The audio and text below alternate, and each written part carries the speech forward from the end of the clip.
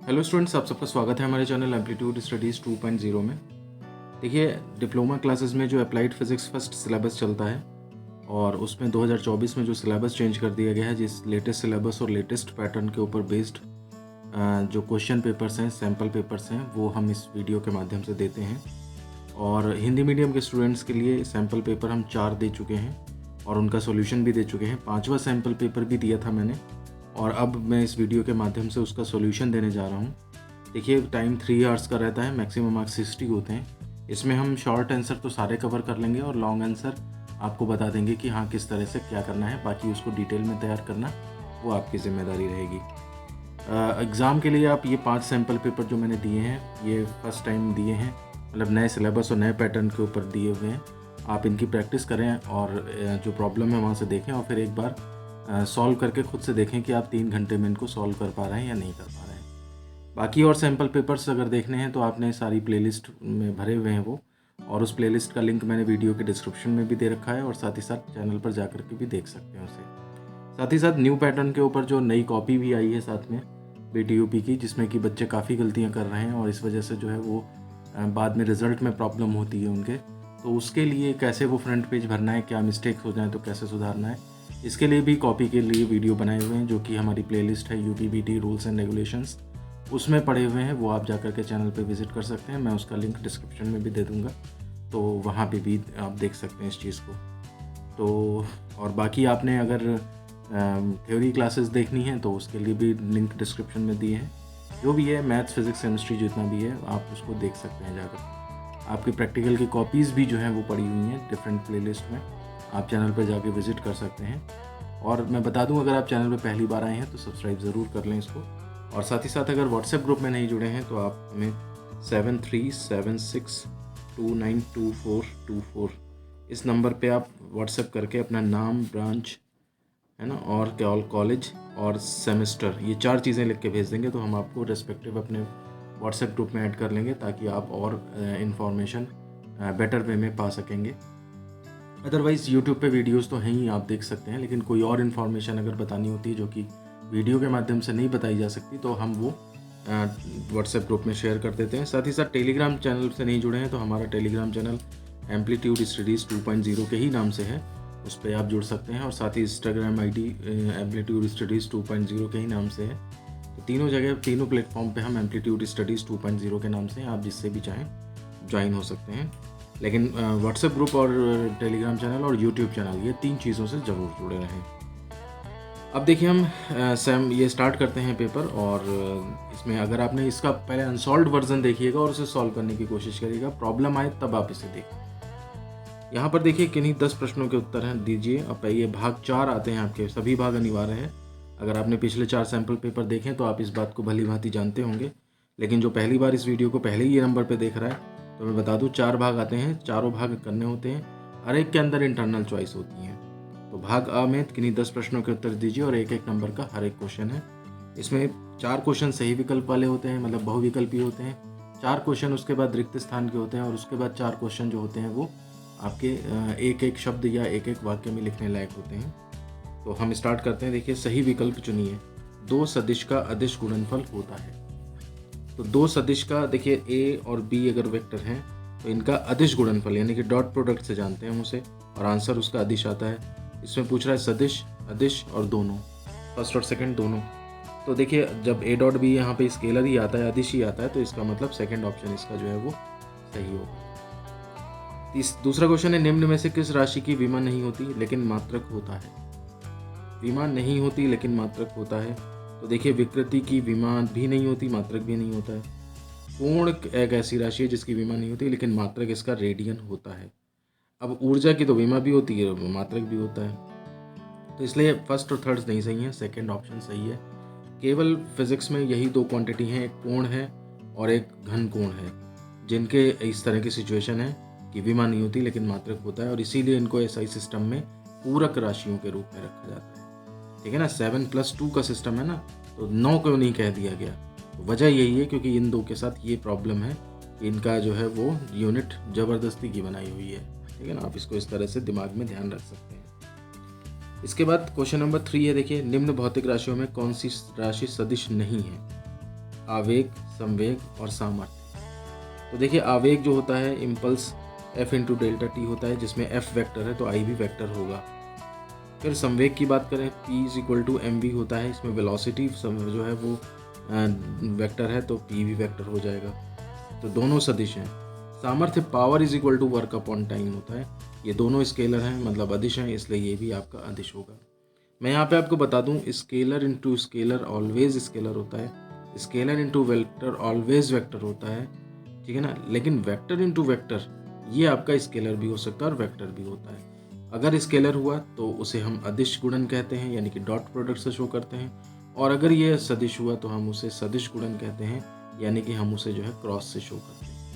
तो ये रूल हमेशा ध्यान रखिए, ठीक है ना। तो पहले वाले में देखिए स्केलर ये आपका वेक्टर है इंटू स्केलर, तो vector into scalar always vector, confirm है वेक्टर होगा। Scalar into scalar always scalar, तो ये स्केलर ही होगा हमेशा। तो इसमें यही पूछ रहे थे वो कि कौन सी राशि सदिश नहीं है, तो सामर्थ्य जो है वो आपका सदिश नहीं है, इसे आप टिक कर देंगे।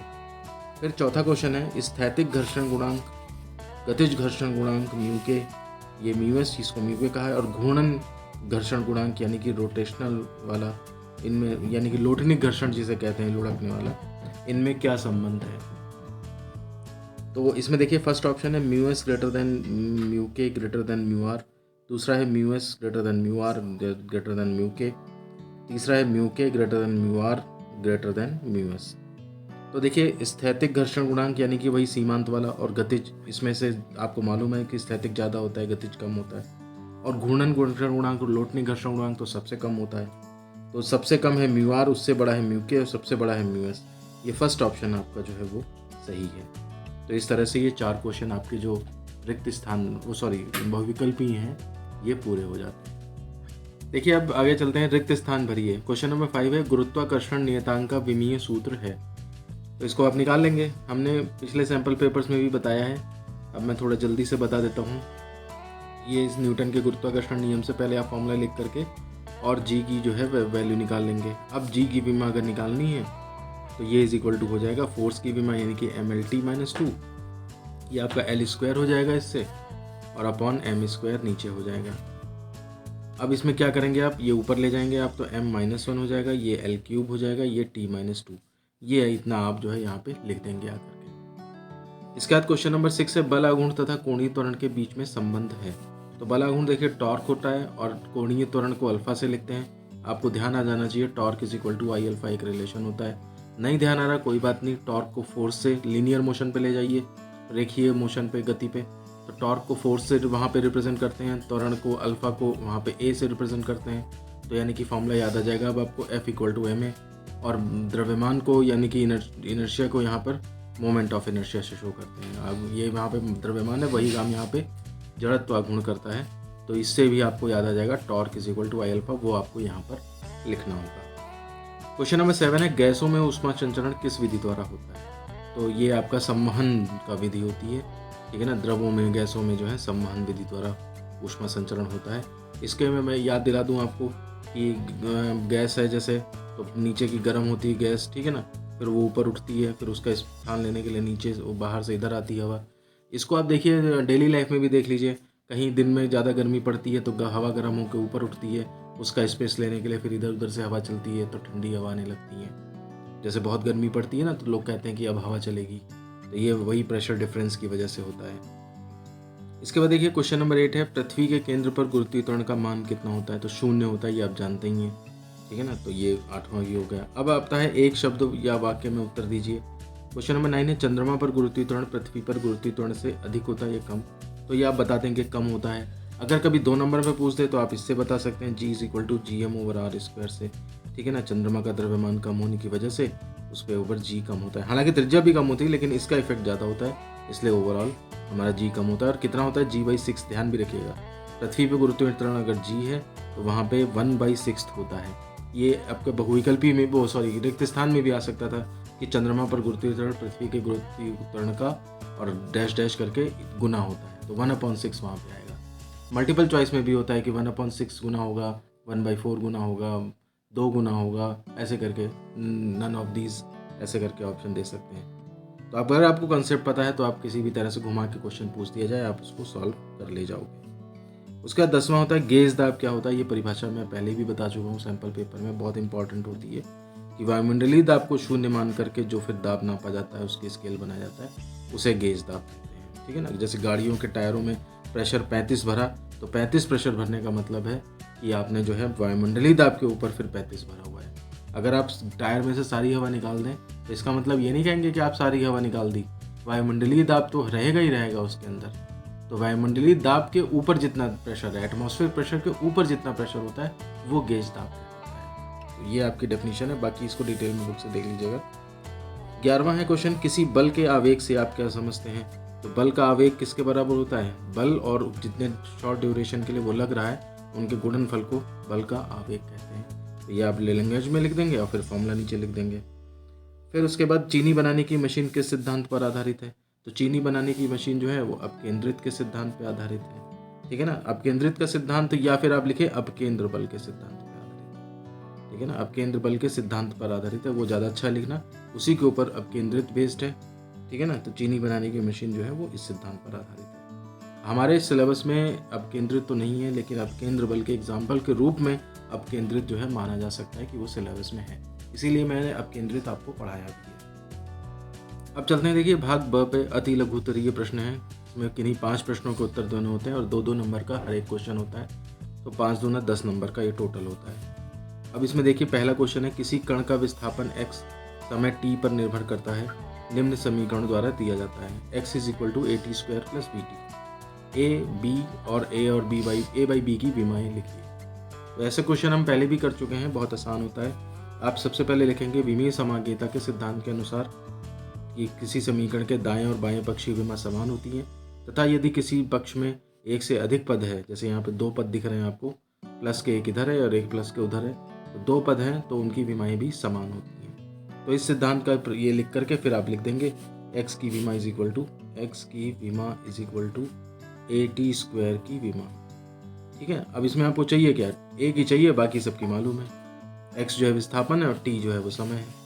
तो यहाँ पर आप लिखेंगे x की विमा यानी कि l लिख दी, a की विमा आपको पता नहीं है, इंटू t² की विमा यानी कि t का स्क्वायर कर दिया। अब ये इधर ले जाओ तो a की विमा = कितनी हो जाएगी, l, और ये इधर आएगा t-2, ये a की विमा हो गई।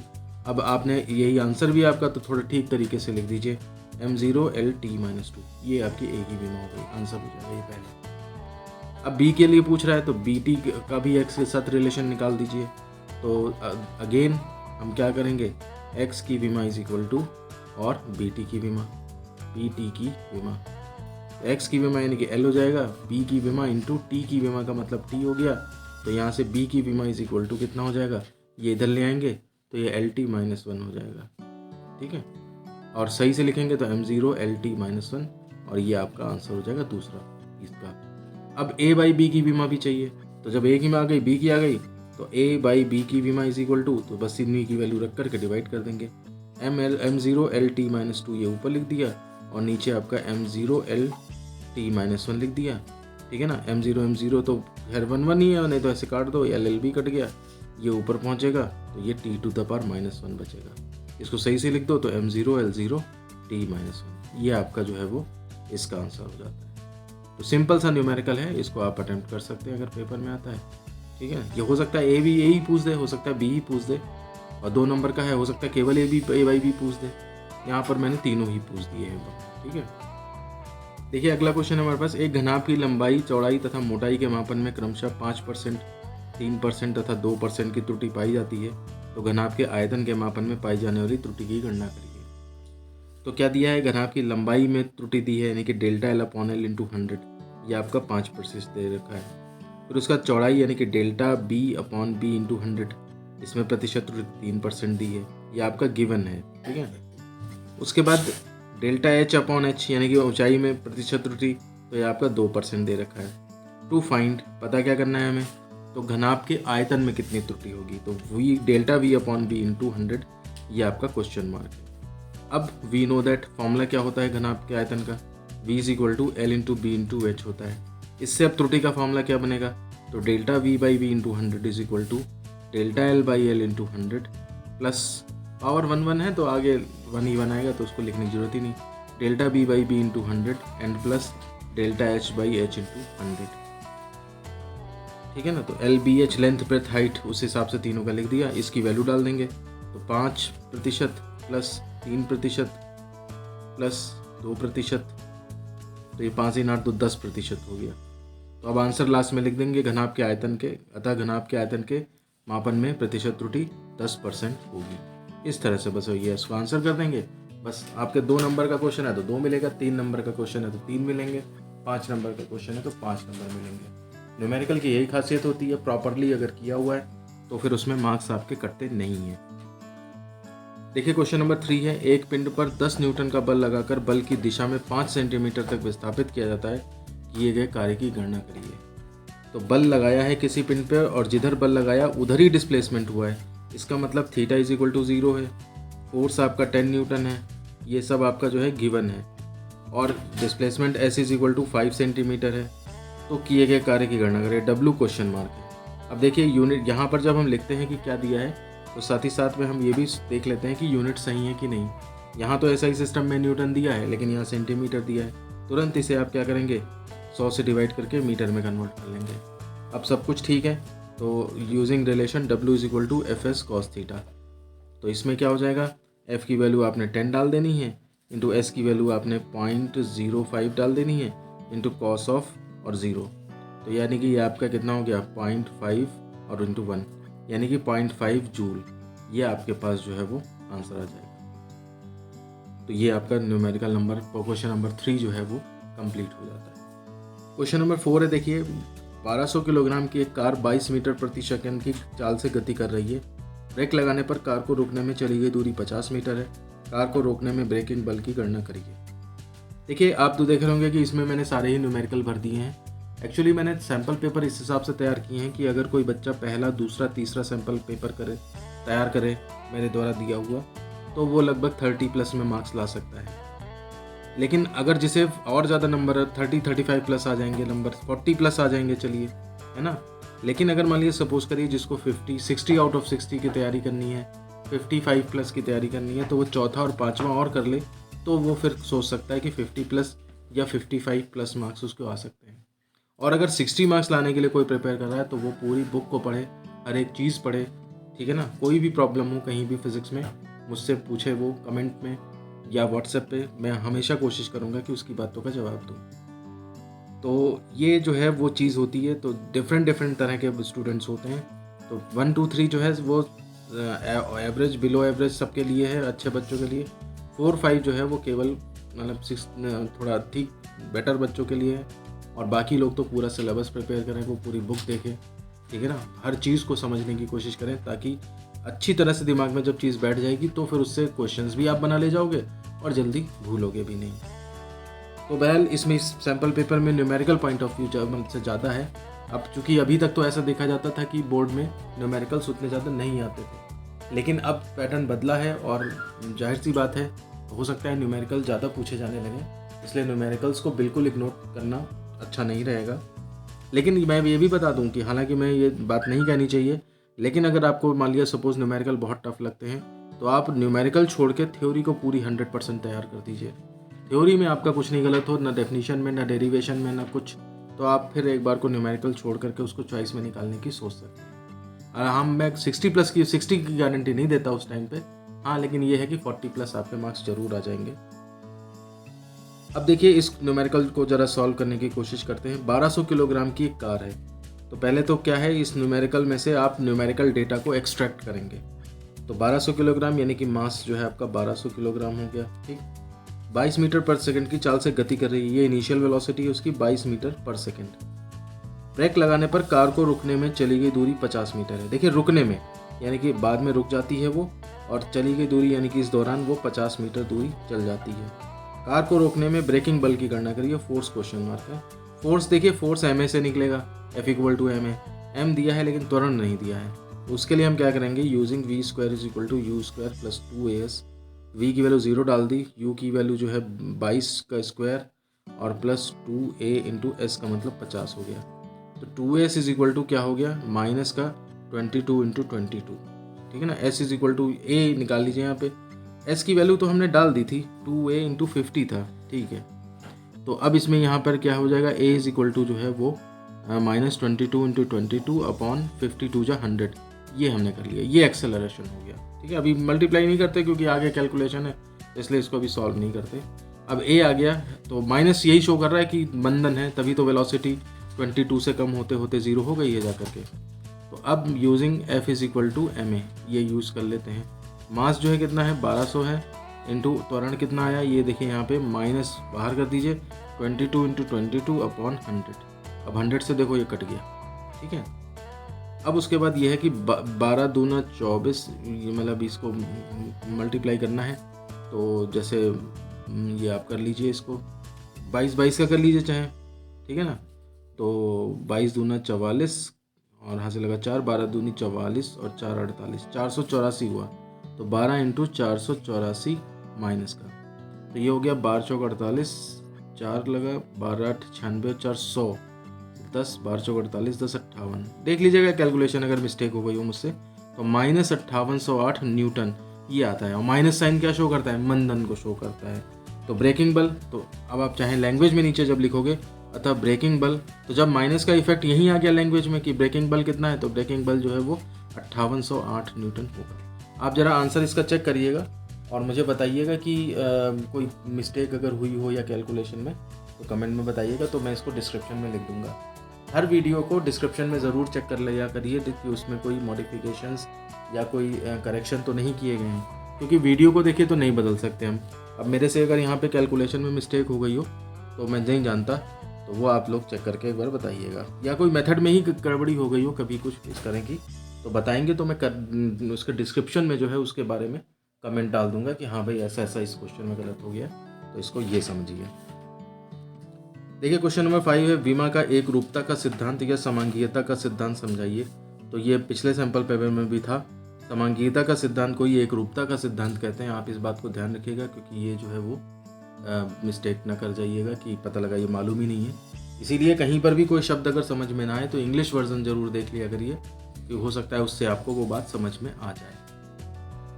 फिर है क्वेश्चन नंबर 6, एक 20 किलोग्राम द्रव्यमान का कण 2000 चक्कर प्रति मिनट की दर से 0.20 मीटर व्यास के वृत्त के परितः चक्कर लगा रहा है।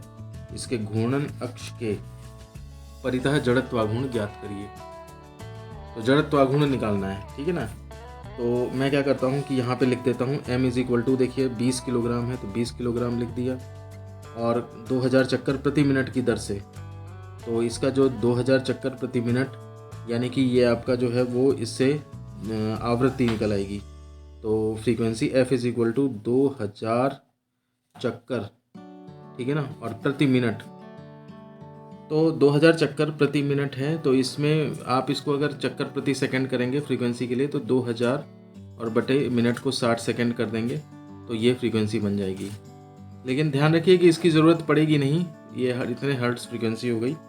और इसके घूर्णन अक्ष के परितः जड़त्वाघूर्ण, तो और 0.20 मीटर व्यास के वृत्त में, तो ये जो है वो 0.20 यानी कि रेडियस हो जाएगी इसकी 0.20 मीटर अपॉन 2 यानी कि 0.10 मीटर, ये रेडियस हो गई। तो जब ये इस तरह से चक्कर ऐसे लगा रहा है तो घूर्णन अक्ष ये जो इससे जा रही है लाइन ऐसे इसके तल के लंबवत, इसके अबाउट जड़त्वाघूर्ण चाहिए। तो जड़त्वाघूर्ण कण का क्या होता है, I = mr² होता है। तो ये फॉर्मूला हम यूज़ कर लेंगे, कण का जड़त्वाघूर्ण I = mr²। m आपका 20 हो गया और ये डिस्टेंस जो है वो 0.10 का स्क्वायर हो गई। बस इस फ्रीक्वेंसी की ज़रूरत पड़ती ही नहीं है।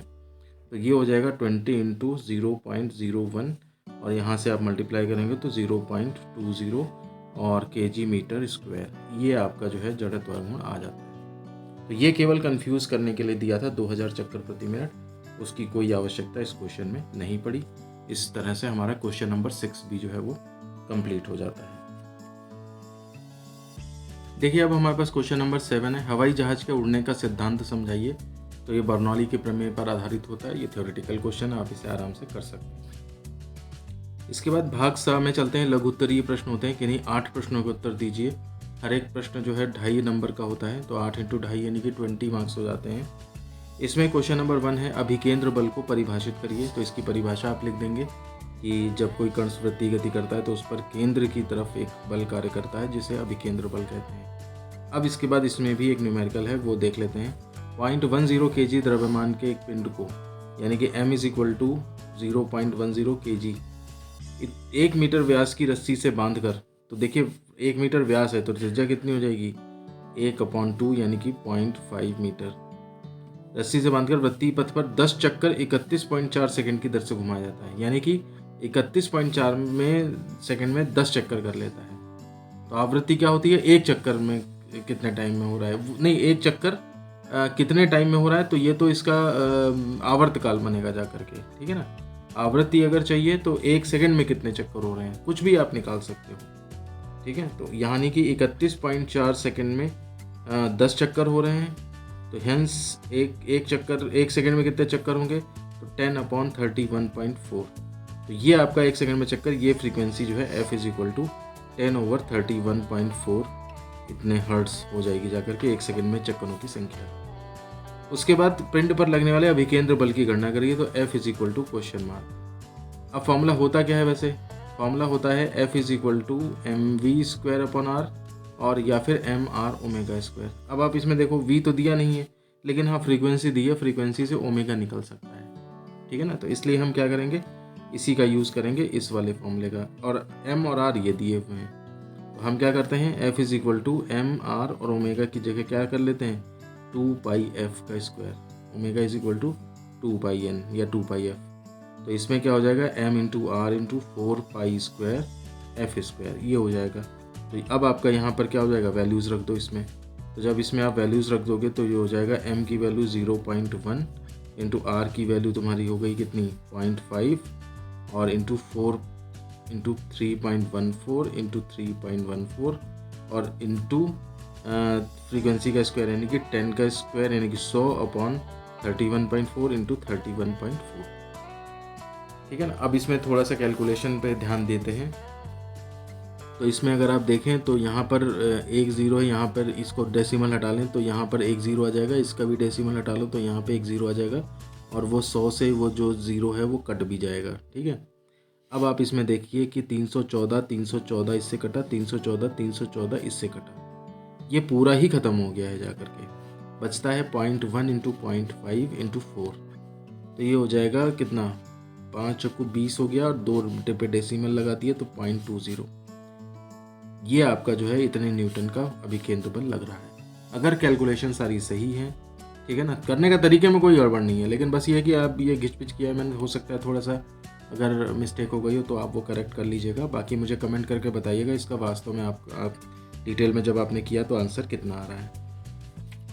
देखिए अब क्वेश्चन नंबर 2 है, घर्षण क्या है, सीमांत घर्षण के नियम लिखिए, दैनिक जीवन में घर्षण के उपयोग समझाइए। इस क्वेश्चन को तो आप थ्योरी है तो थ्योरी से तैयार कर लीजिएगा, कोई दिक्कत वाली बात नहीं है। अब देखिए क्वेश्चन नंबर 3 है, घूर्णन गतिज ऊर्जा को परिभाषित करिए, यानी कि आपका जो के रोटेशनल होता है 12 I⍵², इसको परिभाषित करना है। एक 10 किलोग्राम के पिंड को 3 मीटर की रस्सी से बांधकर क्षैतिज वृत्त में 2 चक्कर प्रति सेकंड की दर से घुमाया जाता है, घूर्णन गतिज ऊर्जा की गणना करिए। तो देखिए 10 किलोग्राम का पिंड है तो m is equal to 10 kilogram हो गया, ठीक है। 3 मीटर की रस्सी से बांधकर क्षैतिज वृत्त में घुमाया जा रहा है, तो r is equal to 3 metre हो गया, 2 चक्कर प्रति सेकंड की दर से घुमाया जाता है, तो ये फ्रीक्वेंसी हो गई इसकी 2 चक्कर प्रति सेकंड यानी कि 2 हर्ट्ज। घूर्णन गतिज ऊर्जा की गणना करिए, के रोटेशनल जो है वो क्वेश्चन मार्क है। तो सबसे पहले देखिए ओमेगा, ये फॉर्मूला डायरेक्ट यूज कर लो, यूजिंग के इज इक्वल टू 12 I⍵², तो 12 I के जड़त्वाघूर्ण यानी कि mr² हो जाएगा, और ओमेगा फ्रीक्वेंसी दी है तो ओमेगा को 2πf कर लो और होल स्क्वायर कर लो, तो ये हो जाएगा 12, और m की वैल्यू जो है आप इसमें 10 डाल लो, r² यानी कि 3 का स्क्वायर कर दिया, इंटू 4π², पाई का मतलब 3.14 का स्क्वायर कर दिया, f² यानी कि 2 का स्क्वायर कर दिया। बस अब आप इसे सॉल्व कर लोगे, 3.14 इन्वॉल्व है, कैलकुलेट करके जो भी कुछ आएगा दैट मच जूल, ये आपकी घूर्णन गतिज ऊर्जा हो जाएगी, और यही इसका आंसर भी होगा। आप लोग कमेंट करके बताइएगा कि आपका आंसर कितना आ रहा है, ठीक है ना, वो मैं यस नो कर दूंगा, तो आप उससे देख लीजिएगा। अब देखिए क्वेश्चन नंबर 4 है, द्रवों के प्रवाह में रेनॉल्ड्स संख्या का क्या महत्व है। तो ये आप थ्योरेटिकल क्वेश्चन है, रेनॉल्ड्स संख्या का क्या महत्व, मतलब कि वो रेंज बता दीजिएगा कि हाँ भाई 0 से 2000 है तो ऐसा द्रव प्रवाह होता है, 2000 से 3000 होता है तो अनसर्टेन होता है, 3000 से ज़्यादा होता है तो विक्षुब्ध प्रवाह होता है। ये चीज़ समझानी होगी आपको। क्वेश्चन नंबर 5 है, देखिए 1 × 10⁻⁴ मीटर अनुप्रस्थ काट वाले एक समरूप क्षण से जिसमें ताप प्रवणता 5 केल्विन प्रति मीटर स्क्वायर है 4 × 10⁻⁴ जूल प्रति सेकंड ऊष्मा प्रवाहित होती है। पदार्थ का ऊष्मा चालकता गुणांक ज्ञात करना है। ठीक है ना, तो वापस चलते हैं क्वेश्चन पे। देखिए यहाँ पे 1 × 10⁻⁴ मीटर अनुप्रस्थ काट वाले, तो ये एरिया हो गया जाकर के 1 × 10⁻⁴ मीटर स्क्वायर। ठीक है ना, अनुप्रस्थ काट वाले एक समरूप क्षण से जिसमें ताप प्रवणता delta theta upon del D कर लीजिए, है ना, θ1 - θ2 upon D 5 kelvin per metre square है। ठीक, ऊष्मा जो प्रवाहित हो रही है देखिए जूल पर सेकंड में दी है, जूल में नहीं दी है, यानी कि ये ऊष्मा प्रवाह की दर दे रखी है। Q/T = ये हमें दिया है 4 × 10⁻⁴ जूल पर सेकंड। देखिए ये इधर उधर नज़रें नहीं चलाएंगे तो आप गच्चा खा जाएंगे। इसमें जूल पर सेकंड दिया है, ऊष्मा लिखी है लेकिन जूल पर सेकंड में दी है, तो इसका मतलब ये जूल पर समय यानी कि Q/T दिया हुआ है। ऊष्मा चालकता गुणांक K क्वेश्चन मार्क है। तो यूजिंग रिलेशन Q = क्या होता है, Ka θ1 - θ2 × T अपॉन T, ये होता है। अब देखिए Q नहीं दिया है, Q/T दिया है, तो Q/T यहाँ ले आओ = Ka और θ1 - θ2 अपॉन D, ये पूरा का पूरा आपको यहाँ पर ये दिया हुआ है। वैल्यूज रख दीजिए इसमें। Q/T की वैल्यू रख दी हमने 4 × 10⁻⁴ = K चाहिए हमें, A की वैल्यू 10⁻⁴ रख दी, θ1 - θ2 अपॉन D की वैल्यू जो है ये 5 लगी हुई है। तो अब इसमें देखिए 10⁻⁴ कैंसिल हो गया, K = कितना 4/5, यानी कि ये हो गया जाकर के 0 और अब 5 × 8 = 40, 0.8 जो है वो, और यूनिट क्या होगी इसकी, तो यूनिट यहीं से निकाल दीजिए, joule × metre upon metre square आएगा और केल्विन और सेकंड सब आएंगे ये, तो जूल। ठीक है ना, वैसे तो ये होता है एरिया नीचे आ जाएगा तो मीटर -1 हो जाएगा। ठीक है ना, और ये आपका टेम्परेचर जो है वो भी नीचे जाएगा, तो ये आपका केल्विन -1 और सेकंड -1, इस तरह से इतना जो है वो ये आपका K की वैल्यू निकल आएगी जाकर। तो फॉर्मूला बेस्ड क्वेश्चन है, बस ये है कि फॉर्मूला थोड़ा सा देखने में कॉम्प्लिकेटेड होता है, ये एक तो मिस्टेक कर सकते थे आप, इसी वजह से वो न्यूमेरिकल थोड़े अजीब से लगते हैं। तो ये हमेशा ध्यान रखिए, मैं अक्सर बताता हूँ कि न्यूमेरिकल नहीं समझ में आ रहा है या न्यूमेरिकल टफ लग रहा है, इसका मतलब आपने फिज़िक्स को समझा नहीं है, आपने फिज़िक्स को रटने की कोशिश करी है, तभी ऐसी चीज़ पॉसिबल हो रही है। अगर आप चीज़ों को समझते हैं तो आप तुरंत न्यूमेरिकल में दिमाग लगा ले जाओगे उस चीज़। अगला क्वेश्चन है, किसी पिंड की गतिज ऊर्जा के लिए सूत्र का निगमन करिए। तो 12 mv² का डेरिवेशन है, ये थ्योरेटिकल क्वेश्चन है, इसे आप आराम से कर सकते हैं। दूध से क्रीम किस प्रकार निकाला जाता है समझाइए। तो ये आप केंद्रित के सिद्धांत पर आधारित होता है। आप इसमें समझा देंगे कि जब उसको दूध को वो बर्तन में भर करके घुमाया जाता है तो वृत्तीय गति होने लगती है, दूध के कण जो हैं वो क्रीम के कण जो है वो हल्के होते हैं, तो इसलिए वो केंद्र पर घूमते रहते हैं, कम त्रिज्या के पथ पे घूमने लगते हैं, और दूध के कण भारी होते हैं इसलिए वो बड़ी त्रिज्या के पथ पे घूमने लगते हैं। तो क्रीम जो है सेंटर में आ जाती है, दूध बाहर रह जाता है, क्रीम को अलग कर लिया जाता है। इस प्रकार डेयरी से जो मक्खन निकाला जाता है, क्रीम निकाली जाती है, वो इसी प्रकार निकाली जाती है। क्वेश्चन नंबर 8 है, देखिए पृथ्वी तल से कितनी ऊंचाई पर जाने पर गुरुत्वीय त्वरण पृथ्वी पर गुरुत्वीय त्वरण का 16वां भाग रह जाएगा। पृथ्वी की त्रिज्या जो है वो 6400 किलोमीटर है। तो ये आपका ऊंचाई से रिलेशन है, तो G' = G/1 + h/r², ये फॉर्मूला इसमें लगेगा। अब कितनी ऊंचाई पर जाने पर गुरुत्वीय त्वरण पृथ्वी पर गुरुत्वीय त्वरण का 16वां भाग रह जाएगा। G' की वैल्यू G/16 है, कितनी हाइट पे ऐसा होगा वो पूछ रहा है। अभी R की वैल्यू मत रखो चाहे, तो यहाँ पे देखिए G से G कैंसिल हो गया, तो 1 + h/r² = 16 हो गया। तो अब यहाँ पे 1 + h/r = 4 रह जाएगा, अंडर रूट ले लिया मतलब दोनों तरफ। यहाँ से आपका जो है वो h/r = 3 रह जाएगा, यानी कि h = 3r। r की वैल्यू डाल दीजिए 6400 किलोमीटर, तो 3 × 6400 किलोमीटर, यानी कि 0 0 3 चौको 12 का 2 हासिल 1 3 6 18 1 19 19,200 किलोमीटर। ठीक है ना, ये आया। तो अब आप नीचे लिख दोगे, अतः पृथ्वी तल से 19,200 किलोमीटर की ऊंचाई पर जाने पर गुरुत्वीय त्वरण पृथ्वी के गुरुत्वीय त्वरण का 16वां भाग रह जाएगा। या बस इतना करके इतना ही आंसर कर दीजिए, बस इतना भी सफिशिएंट है। और इस तरह से क्वेश्चन नंबर 8 कंप्लीट हो जाता है। कैलकुलेशन देख लीजिएगा, कोई मिस्टेक हो गई है तो आप कमेंट में बता सकते हैं। ठीक है, क्वेश्चन नंबर 9 है, देखिए पारद तापमापी का संक्षिप्त वर्णन करिए। तो पारद तापमापी ये थ्योरेटिकल क्वेश्चन है, नया जुड़ा हुआ है, आप इसे कर सकते हैं बुक से।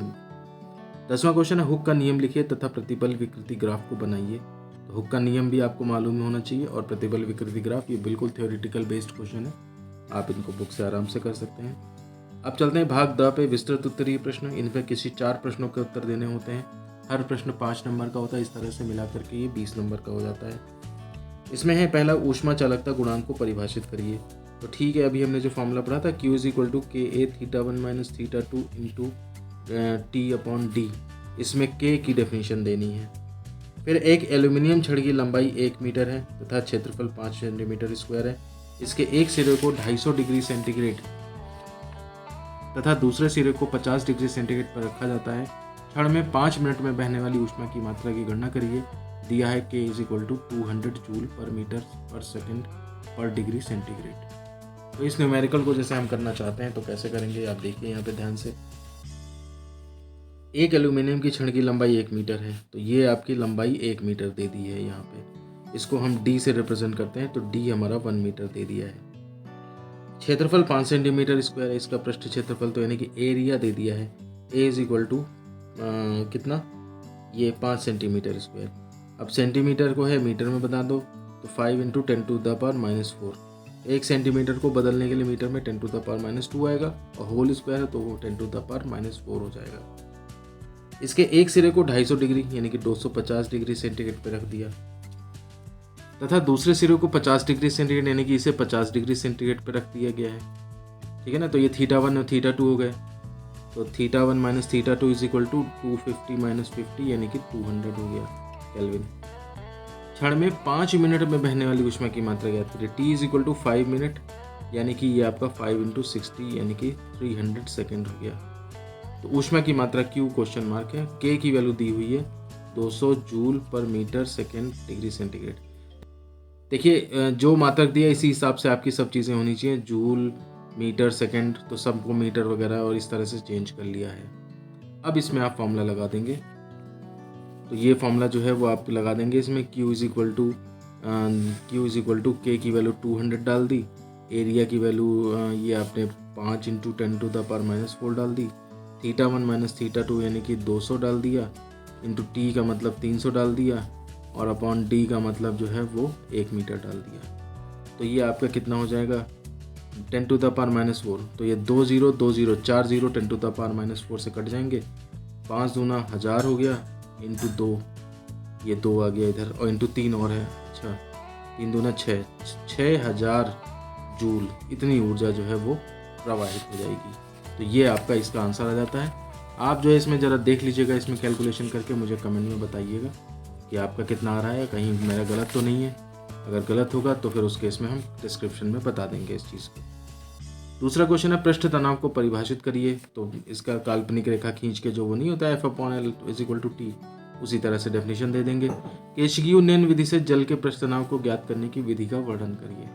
तो देखिए केशिकीय उन्नयन विधि से जल का पृष्ठ तनाव ज्ञात कैसे करेंगे, तो इसमें आप बताएंगे कि हाँ भाई अगर केश नली में h ऊंचाई तक द्रव चढ़ा है तो उसकी हाइट जो होती है 2T cos θ/r ρg इतनी होती है।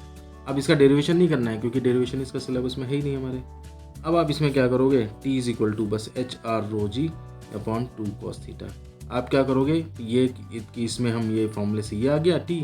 अब इसमें क्या है, कितनी ऊंचाई तक चढ़ा वो यहाँ पुट कर देंगे, त्रिज्या कितनी है यहाँ पुट कर देंगे, घनत्व गुरुत्वीय त्वरण यहाँ पुट कर देंगे और स्पर्श कोण यहाँ पुट कर देंगे। तो इसके द्वारा हम पृष्ठ तनाव का मान ज्ञात कर सकते हैं।